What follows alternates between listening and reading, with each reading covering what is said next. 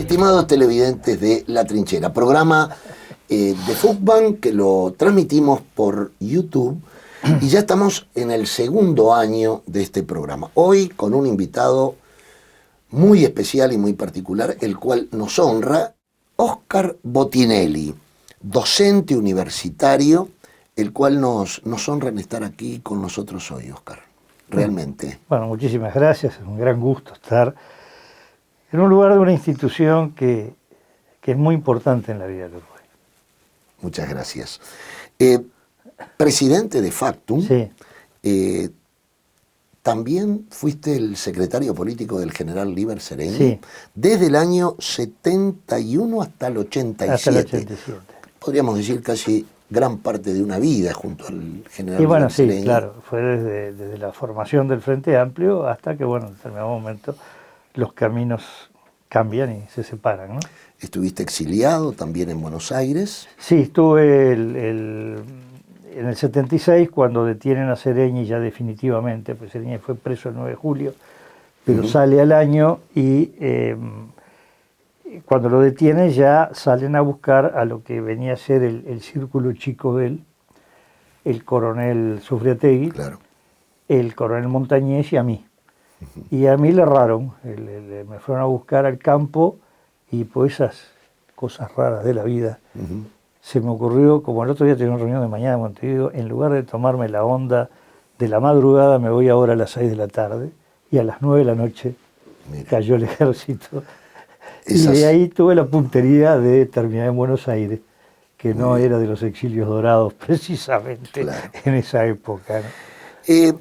Óscar, hoy vamos a conversar un poco de la situación política actual que nos interesa, pero la pregunta que hace tiempo la tengo allí es que el sistema político uruguayo es muy presidencialista, digamos, ¿no?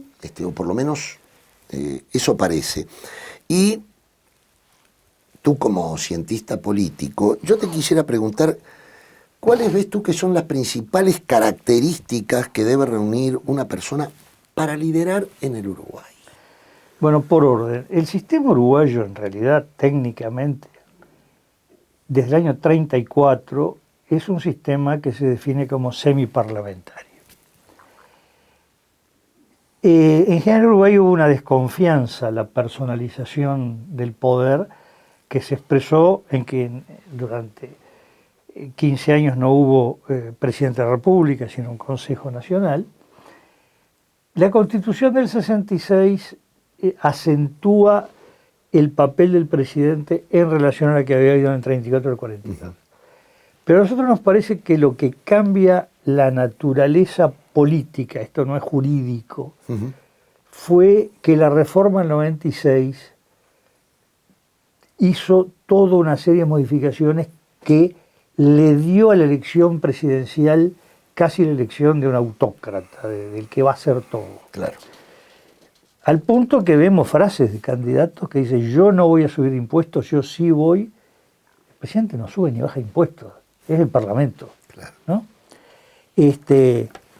Cuando el gobierno de Jorge Valle un hombre de un fuerte liberalismo económico, manejaba ideas muy rupturistas que no las pudo llevar adelante, porque no tenía mayoría parlamentaria, y uno decía, la gente eligió a Valle y le ponen palos en la rueda. Los palos en la rueda que el Parlamento no votaba los proyectos. Es decir, se fue creando una mentalidad presidencial que en general no es el balotaje lo que la generó, sino que nosotros al final llegamos a la conclusión que fue el haber hecho un sándwich entre las internas y el balotaje.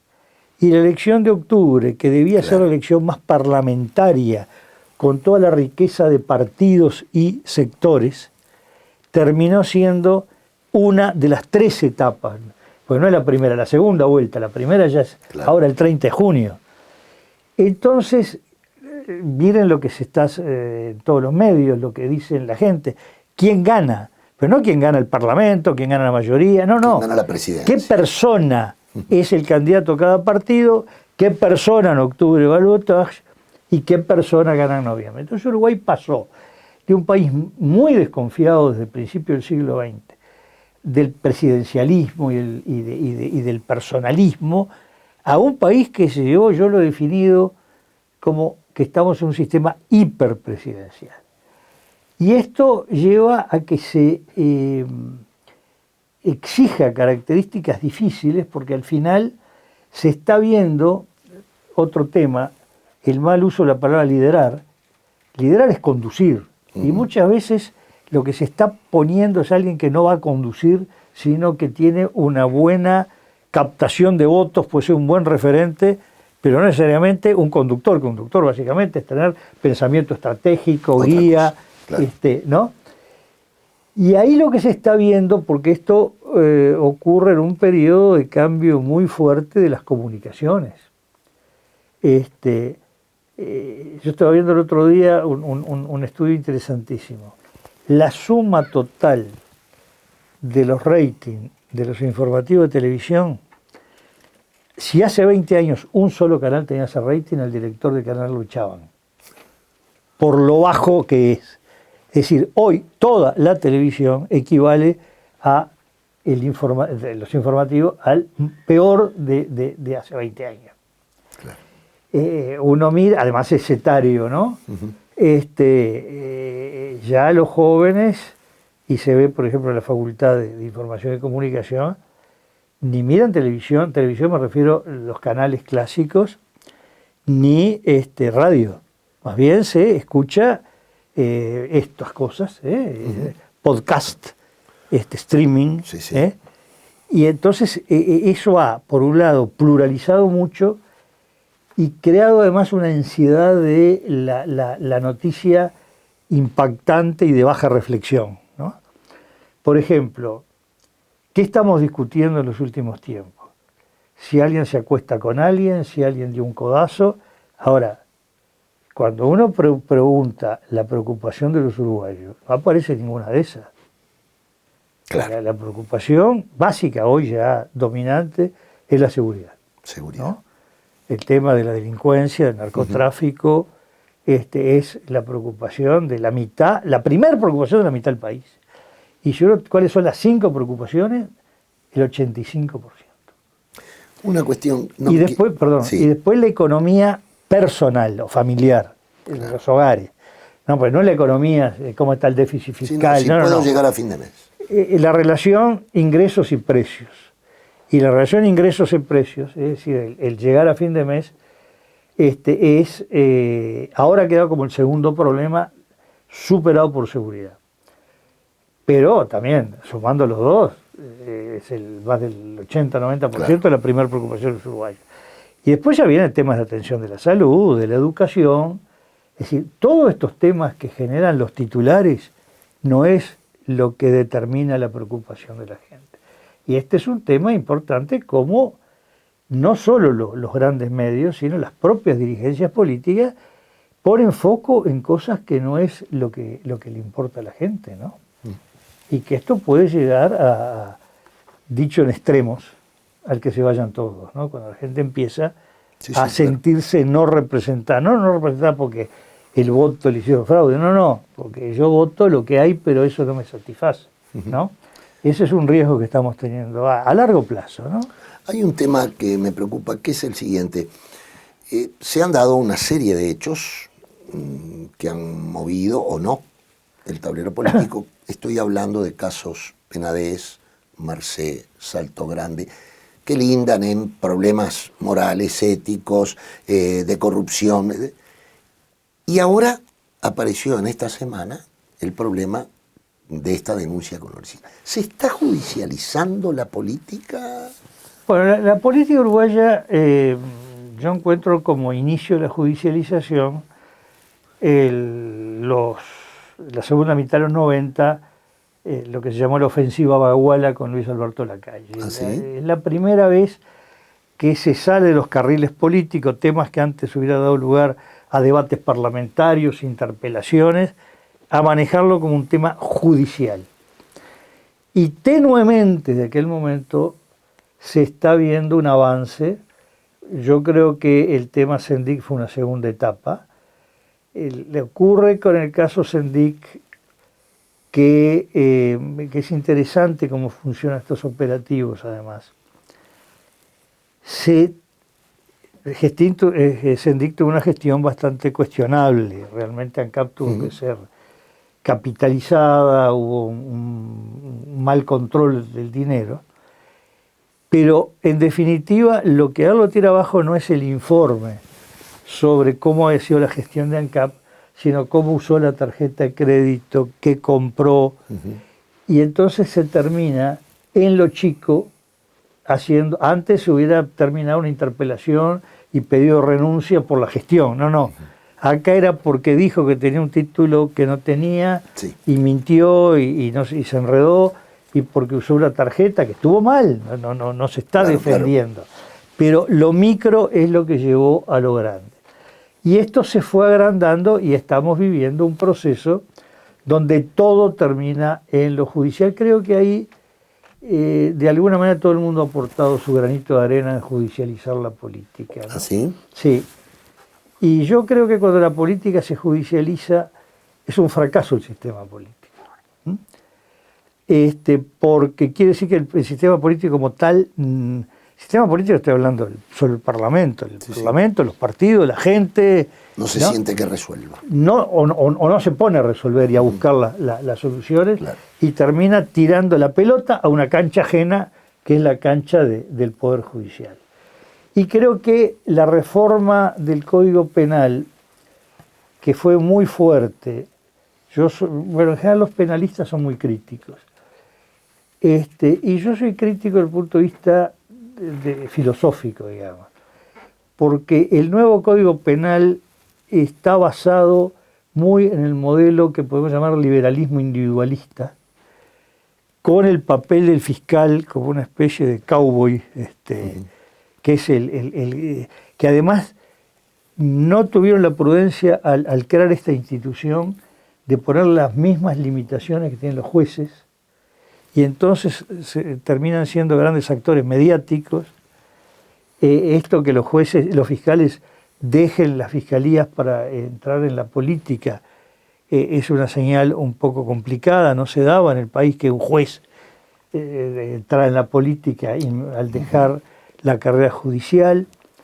Creo que esto también está contribuyendo, porque termina siendo como partidos partidos en el sentido de match, sí, claro, de combates políticos, tomando a la justicia o las fiscalías como la cancha para dirimir el tema, ¿no? Ahora, te he escuchado en más de una oportunidad, tú dirás si estoy equivocado, que tú planteas que la gente o la opinión pública está tomando los hechos de corrupción como un tema de los políticos. Sí. ¿Es así? Bueno, en gran medida sí, porque en cuanto se ataca de unos contra otros y hay una réplica, es el riesgo de que todos son iguales. Sobre todo tengamos en cuenta esto. Hay núcleos muy duros y grandes de los dos bloques, digamos. Obviamente esos le van a dar razón a los suyos. Lo que importa es toda esa gente que tiene pensamiento más crítico, que ojo, que tenga pensamiento crítico no quiere decir que sea políticamente independiente. Puede ser una persona adherida o por lo menos claramente simpatizante de un partido político, pero que no es incondicional, que basta que le digan algo para que considere que esté bien. Y ahí llega un poco un cierto hartazgo de estas cosas, ¿no? Aún así, sí, hay casos de los que ha habido últimamente que tienen repercusiones muy fuertes, como por ejemplo todo lo ligado a Marcet en la segunda etapa, porque realmente la primera etapa, que es cuando realmente salta el tema del pasaporte, no tuvo el impacto que esto último, que genera nada menos que la renuncia del ministro de Interior, ministro de Relaciones Exteriores y la mano derecha del presidente de la República, ¿no? Y eso tuvo impacto, pero además fue que tiene impacto en relación a una temática que está creando mucha angustia a la gente, sobre todo sectores populares, de barrios que están siendo invadidos por el narcotráfico, ¿no? Y por la inseguridad. Entonces ya no era un tema ajeno a su vida, sino un tema que, acá hay un tema Marcet de documentos, pues esto es narcotráfico, esto que está pasando, que oyen todas las noches algún tiroteo, que aparece un muerto, que hay amenazas, ¿no? toda esta red que se ha generado con el tema, ¿no? Tema que no se le ve salida a corto plazo. Bueno, yo no quiero hablar del tema porque para eso hay que ser especialista. Por eso digo, la sensación que da veo que hay es que estos temas, una vez que entran, son muy difíciles de salida.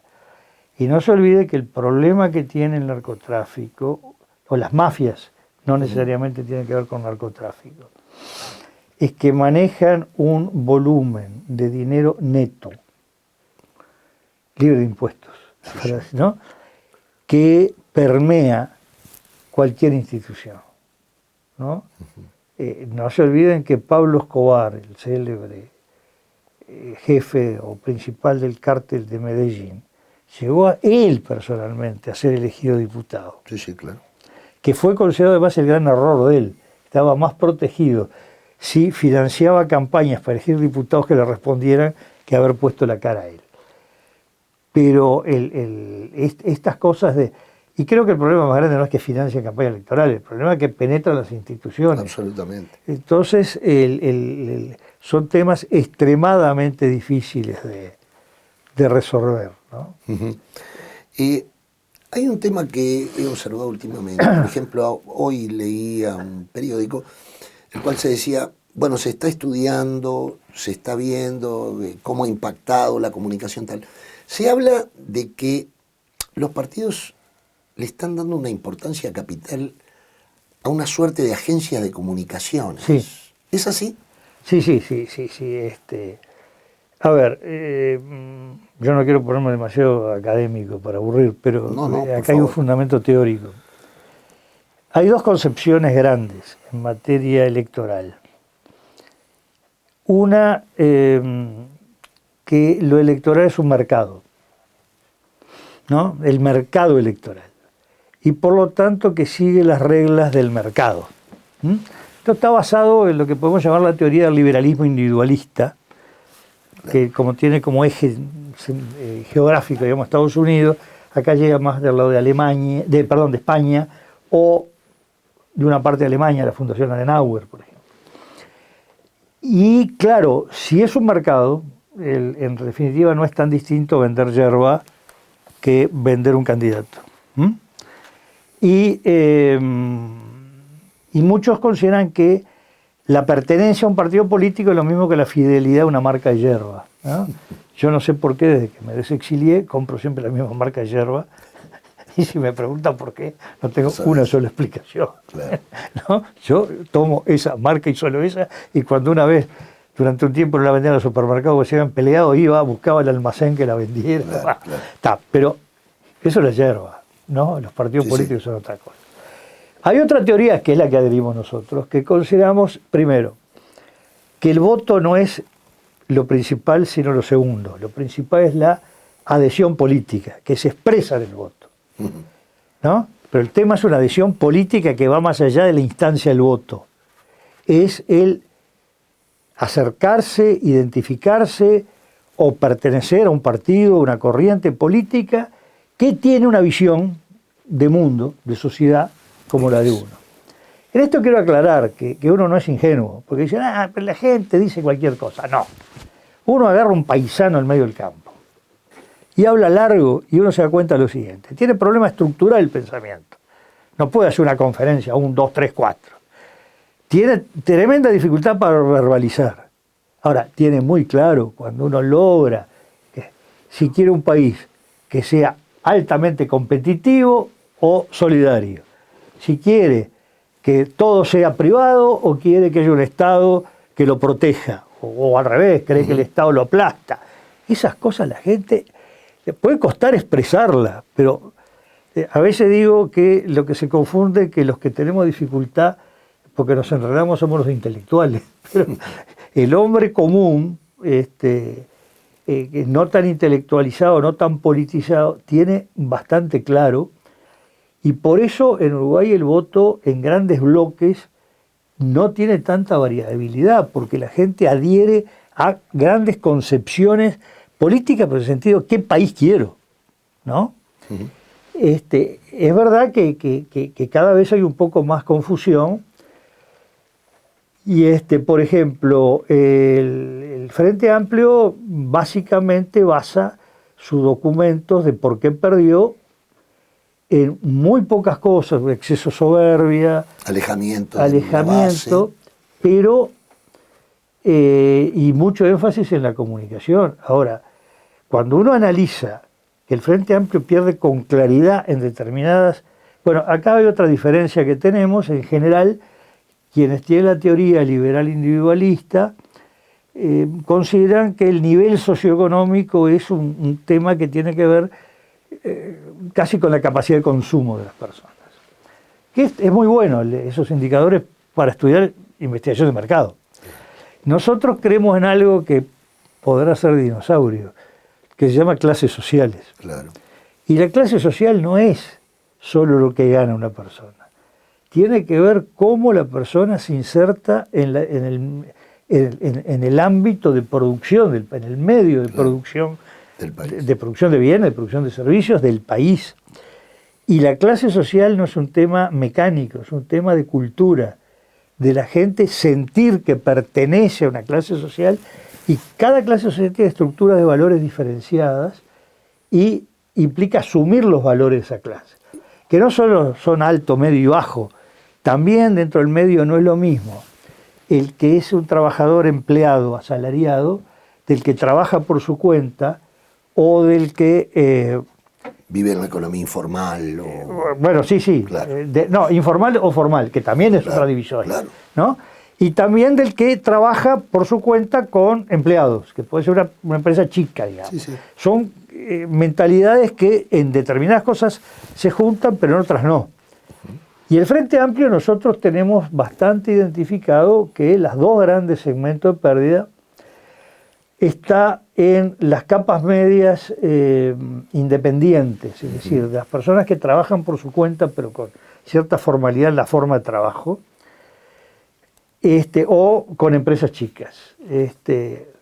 No nos olvidemos que cuando se funda el Frente, y lo mismo pasa en el 84, los tres puntos centrales, el Frente le llama coordinador E, F y M. Es decir, el que tiene como eje el Cerro, La Teja y Pocitos, Punta Carreta. Y votaban igual. Y tenía la misma potencia movilizatoria. Hoy la votación del Frente Amplio en la zona de la costa es menos de la mitad que en el Cerro y en La Teja. Y perdió ya varias veces el municipio CH. ¿No? Después perdió el E y después el F. Y el F tiene que ver con qué. El E es muy complicado porque es Carrasco, pero Carrasco puede tener desde lo más rico del país a lo más pobre del país. También. Y electoralmente hay que clasificarlo como un municipio más bien pobre, porque la cantidad de votantes son más los que viven a la Cruz de Carrasco, hacia ahí para arriba, que los que viven en la costa. Y el F agarra el eje de Camino Maldonado, Maroñas, Curva Maroñas, Cuchilla Grande, claro. ¿No? Entonces ahí es donde hay la mayor economía informal, digamos. Y ese es el otro sector, lo que técnicamente le llamamos en una concepción europea el subproletariado, ¿no? Es decir, que está fuera de estructuras más formales de trabajo y vive, yo digo, la vida a la intemperie, no es que no tenga dónde dormir, sino que su vida es permanentemente un riesgo todo el tiempo, que no tiene casi asideros, y que, como está demostrado desde hace más de un siglo, estos sectores tienen una seria dificultad de organización por sí mismos y necesitan a alguien que los lidere. Ese liderazgo puede ser de una institución, puede ser de un partido político, puede ser de una gran figura. Normalmente tienden a la búsqueda del gran caudillo que los proteja, que puede ser de derecha, puede ser de izquierda, ¿no? Pero necesitan una protección. Y ahí el Frente Amplio fue el gran derrumbe que tiene entre el 14 y el 19. El Frente nosotros hemos cuantificado que desde el 4 al 19 pierde 400.000 votos. Lo que pasa es que en el medio fue ganando también. Sobre todo en el subproletariado el Frente no tenía tanto voto antes del 2004, gana en el 2004 y sigue aumentando hasta el 2014. Un temita que ahí no nos interesa. Me enteré que te gusta el ajedrez. Sí. Bueno, y que imagino que ese juego tan interesante, ¿no? Lo debes utilizar también para tu análisis de las estrategias políticas, seguramente. Y hay una pregunta muy concreta que me encantaría que Botinelli nos la dijera. A lo largo de tu historia, que por cierto es muy rica, ¿cuál fue la mejor estrategia que has visto? ¿La estrategia política que has visto ¿En mejor? Uruguay? Sí, en Uruguay. Yo creo que ha habido varias. ¿Sí? Y hay que tener cuidado porque hay estrategias que cuando se hacen parecen muy buenas y luego el balance con el tiempo uno ve que había errores. Por ejemplo, ahí ubico la reforma del 96, que pareció una buena jugada de los partidos tradicionales y terminó siendo muy negativo para ellos. Digo, además de procesos sociales, vamos, no sacralizar lo formal, ¿no? Pero yo me acuerdo que cuando se estaba haciendo la reforma, dije, cuidado que están de aprendices de brujo, que están desatando fuerzas que no van a poder controlar y que no se sabe en qué termina. Eso creo que son de las estrategias fallidas. Yo creo que las grandes estrategias de largo tiempo, bueno, hay que tener cuidado con lo que es estrategia y lo que es visión de país. Sin ninguna duda el vallismo como elemento de construcción de país, que fue más allá del Partido Colorado y de Valle, permeó una concepción de país. Fue muy exitoso. Más allá de errores, de fracasos, Sí, claro, de etapas duras, no es cuestión esto fue bueno, no hubo errores, no. Fue una etapa, Uruguay tiene una socialización donde gran parte de la izquierda uruguaya, más allá de abrevar en fuentes teóricas distintas, de alguna manera se consustanció con esa visión del país vallista y una herencia de ese país, porque incluso hay cosas importantes que no fueron hechas propiamente por los vallistas. No nos olvidemos que este fue un país que en medio del auge neoliberal, en el periodo militar, los propios militares defienden la permanencia de las empresas del Estado. Y eso es una herencia de construcción de país. Todavía hoy, bueno, el presidente de la República lo señala como unos déficits de su gobierno, que no tuvo la fuerza para convencer, para desmonopolizar ANCAP. Lo que quiere decir que mientras en otros países se arrasó con todo lo que podía ser el dominio del Estado, acá sigue siendo, bueno, pueden hacer cosas que afecten a ANCAP, que afecten a Antelo, que afecten UTE. Pero siempre es un problema para ellos. Pero siempre es un problema que además se tiene que negar que eso lo afecta. No, esto es por otra razón. UTE está defendida, Antelo está defendido, ANCAP. Yo creo que esa estrategia y pensamiento país. Yo creo que la salida institucional del Uruguay, que es muy controversial, y capaz que lo veo así porque estuve en medio de todo eso, fue una de las joyas de ajedrez del Uruguay, donde Sereñi, del lado de Sereñi en particular, porque se logró una salida que tiene, por supuesto, muchas cosas pendientes, es decir, las salidas no son perfectas, pero se hizo una salida de muy bajo costo y relativamente rápida.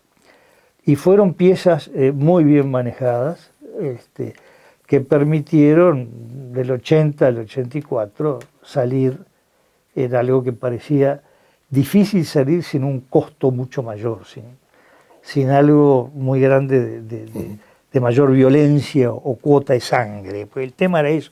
A veces hay que medir no lo que quedó pendiente, que quedan cosas, ¿no?, sino lo que se evitó.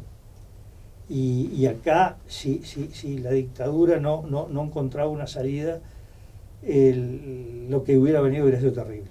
Porque no hay cosa más brutal que alguien que tiene la fuerza y se siente débil, y solo con la fuerza se puede mantener. León herido. ¿Qué? El león herido. Claro, el león casi moribundo, herido y casi moribundo. Y eso se evitó, ¿no? Estamos llegando al final del programa y me muerdo por hacerte dos preguntas. Por supuesto que no te voy a comprometer a que digas quién gana las elecciones nacionales, pero sí que se ven muy parejas. Bueno, por ahora te quiero hacer un último comentario referido al anterior, porque tiene que ver con fútbol. Entre los errores que a mi juicio comete el Frente, es que la política social fue excesivamente consumista y asistencial. Es decir, la contribución que daban las personas, que sí efectivamente la sacó a una gran mayoría de personas de situaciones bastante duras, era que eso se mantenía en la medida que hubiera permanente provisión de dinero para que se suscribiera esa situación. No fue estructural. Para nosotros se saca a la gente de la pobreza, incluso usamos en algún momento un concepto duro, dijimos, el Frente está sacando a pasear a la gente fuera de la pobreza. Pero la gente sale de la pobreza, en primer lugar, si tiene un hábitat que lo saque de ello. Y lo segundo, que fue muy asistencial en el sentido doy, sin contrapartida. Y esto, si bien es una crítica que hace mucho desde un ángulo conservador, a esa gente le dan porque son haraganes y no quieren trabajar. Eso es una concepción. Pero hay otra. Si la gente no aprecia lo que recibe porque no hace para recibirlo. No se empodera de la conquista. ¿No? Y por eso digo lo de Fugua en el sentido, y ojo que lo digo en otros lados, no porque esté acá. No, ya sé. Porque resume varias cosas. Uno, el punto de vista estructural, lo que es la vivienda como un elemento central. Un individuo que gana muy poco dinero y que está galeando para llegar a fin de mes, si tiene la casa, tiene una seguridad de vida que no tiene, aunque esté menos galeando, si puede quedar fuera, que lo echen de donde está viviendo, ¿no? O que tiene que vivir en un asentamiento que tiene calor en verano, lluvia en invierno. No, bueno. Lo segundo, porque es una ayuda del Estado, porque generalmente han sido préstamos muy generosos, no siempre, pero como política global de la construcción de vivienda, pero donde hay una contrapartida de quien recibe, pone su esfuerzo y lo pone en forma colectiva, es decir, no es que a cada persona haga cola y yo le doy, sino se construye un conjunto, un colectivo que se forma como colectivo, con todos los problemas de los colectivos, vamos a no idealizar nada. Aciertos y errores. Y con errores y con peleas y lo que sea, pero que genera una cultura colectiva. Entonces, me parece que como un déficit que tuvo el Frente en materia de políticas sociales, que no apostó, no digo a lo de que hace Fugban necesariamente, a los valores y concepciones sociales que representa Fugban, que no es solo poner ladrillos para hacer casas, porque no es lo mismo la concepción de una cooperativa de ayuda mutua que una de ahorro y crédito, por ejemplo. Sin duda. ¿No? ¿Por qué? Porque o la adjudicación de viviendas por la Agencia Nacional de Vivienda mediante sorteo a personas que no se conocen entre sí, que pueden después construir un colectivo. Uno ha visto ese fenómeno, ¿no? Se da. Pero es distinto ese colectivo construido para construir, ¿no?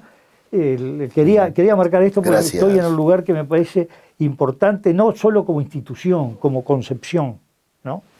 No, sobre la elección el tema es el siguiente. Claramente el Uruguay demuestra una cierta estabilidad en dos grandes áreas. Se vio en el balotaje, se vio en la LUC. Claramente nosotros estamos viendo que la coalición de gobierno, coalición republicana, como se llama ahora, está más débil que en el 19, del momento que la cifra más alta que nos está dando ahora es 47%, ya con todos los indefinidos definidos, y obtuvo el 54%. Una caída de 7 puntos no es menor, y el Frente Amplio, con el 43%, implica un crecimiento muy grande. La coalición republicana tiene varios problemas estructurales. El primero, que no es un partido, y acá no quiero derivarme mucho, pero el Frente de una vez por todas deje de hablar de que es una coalición, pues no lo es un partido. Partido complejo, federativo, con corrientes, pero ninguna coalición, por definición, en el mundo, tiene afiliados que eligen, que tiene congreso, que tiene plenario, que tiene mandato imperativo, que tiene tribunal de disciplina. Las coaliciones son partidos independientes que coordinan cosas. Claro. ¿Cuál es la diferencia de fondo? Que el que vota al Frente Amplio vota al Frente Amplio. Del otro lado no votan en la coalición, votan el Partido Nacional, el Partido Colorado, el Cabildo Abierto, el Partido Independiente. Y no va el conjunto al balotaje. va uno solo, que fue y seguramente va a ser el Partido Nacional. Y eso determina, lo vimos en la elección pasada, el Partido Colorado saca el 12%. 3 de ellos, la cuarta parte, 3 de 12, votan la fórmula Martínez. Y de Cabildo Abierto, que saca el 11%, 3 votan la fórmula del Frente. Entonces, la debilidad está que el que va al balotaje, pero no fue coyuntural, pasó, en aquel momento era solo la suma de partidos tradicionales, Valle sacó 3 puntos menos que la suma de blancos y colorados. Luis Alberto Lacalle, mucho menos todavía, y Lacalle Pou en el 14, mucho menos. Es decir, este es un fenómeno estructural que no se siente reflejado. Este es un primer elemento de debilidad que hace que una ventaja, por ejemplo, que nos dio la última encuesta de estimación de votos de 4 puntos de la coalición republicana sobre el Frente, de ninguna manera asegura que esté arriba en una definición del balotaje.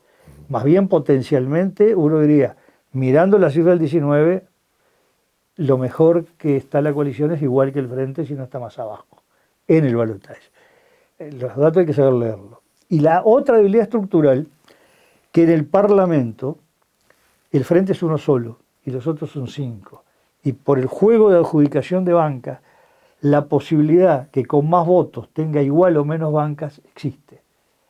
Por ejemplo, con la estimación de votos que hicimos, nos da que pese a que la coalición da 4 puntos encima del Frente, como no es una sola cosa, sino una suma de partidos, hoy nos estaría dando un empate en el Senado, donde el que define es el que se agrega al Senado, que es el vicepresidente, el que gana la presidencia de la mayoría.